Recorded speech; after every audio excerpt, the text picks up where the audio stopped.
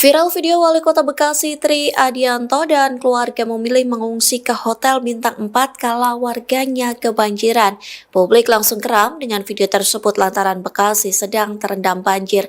Gubernur Jawa Barat Deddy Mulyadi langsung menegur istri Wali Kota Bekasi, Wiwi Hargono pada Rabu 5 Maret.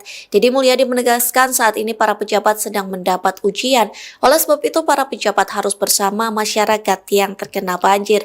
Pria yang akrab disapa Demul ini meminta para pejabat ikut merasakan apa yang diderita masyarakat. Sementara Deddy mengatakan dirinya hanya memberikan teguran dan pembinaan terhadap Wali Kota Bekasi dan istrinya. Ia pun menegaskan sanksi untuk Tri Adianto dan Wiwi merupakan ranah Kemendagri bukan Pemprov Jabar. Menurut Deddy Mulyadi, kepala daerah yang saat ini menjabat dipilih langsung oleh rakyat. Oleh sebab itu, para kepala daerah termasuk istrinya harus turut menyelesaikan persoalan yang ada di masyarakat. Download Tribun X sekarang, menghadirkan lokal menjadi Indonesia.